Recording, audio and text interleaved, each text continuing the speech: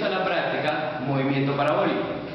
El objetivo de la práctica es determinar la velocidad de una esferita utilizando dos compuertas de luz. Además tenemos que aplicar nuestros conocimientos de cinemática en dos dimensiones. ¿Qué instrumentos voy a utilizar? En primer lugar, una esfera de metal, una regla de metal y dos compuertas de luz. Además, obviamente, también tengo que utilizar una rampa. ¿Cómo vamos a medir? En primer lugar, el primer paso es pintar esta esferita. La voy a pintar. Este proceso me sirve para que yo pueda detectar exactamente dónde cae la esfera. Entonces, comienzo a pintar.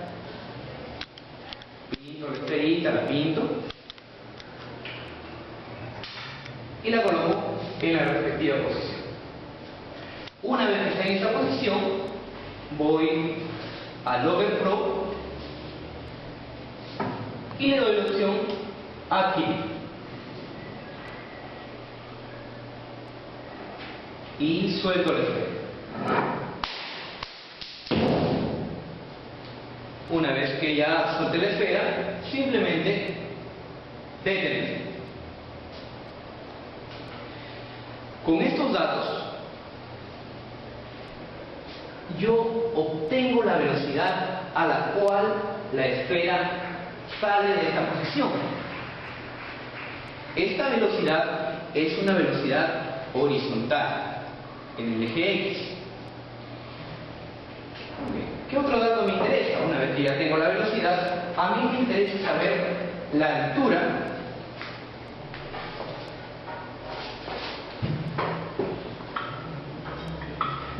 desde el piso hasta el centro de masa de la esfera, no hasta donde termina la rampa, sino hasta el centro de masa de la esfera.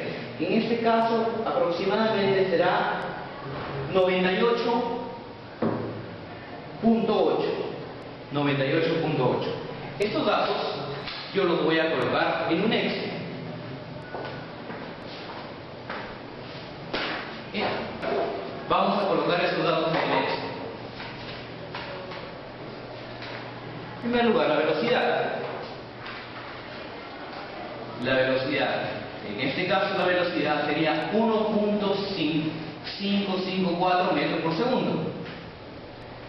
Bien. 1.554 metros por segundo. Ya tengo la velocidad. ¿Qué otro valor me interesa? Me interesa saber la distancia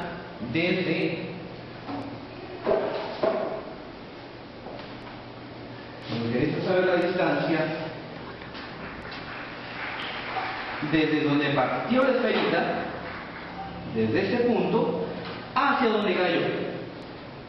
Entonces yo, en primer lugar, marco esa posición y determino la distancia desde donde comenzó a caer la esferita hasta donde cayó. En este caso la distancia sería 72 centímetros. 72 centímetros.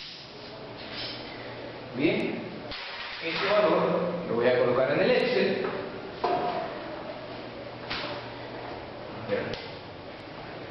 Pero siempre no olvidar que todos los datos se deben colocar en el sistema internacional.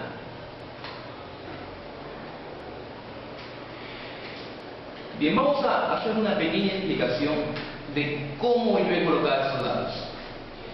En primer lugar, el eje X. En el eje X, la velocidad es constante, entonces yo puedo utilizar esa formulita.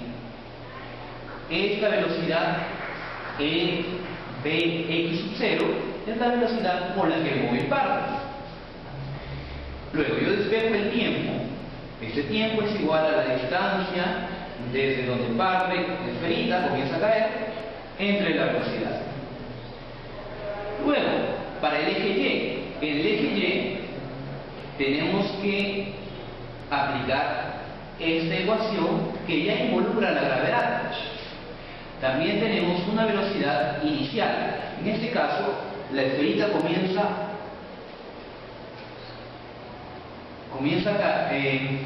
con una velocidad simplemente horizontal. La velocidad en el eje Y sería igual a 0. Entonces Y es igual a la gravedad por el tiempo al cuadrado entre 2. Estas formulitas son las que yo aplico en este cuadrito. Coloco la velocidad que encontré utilizando el LOGRPRO.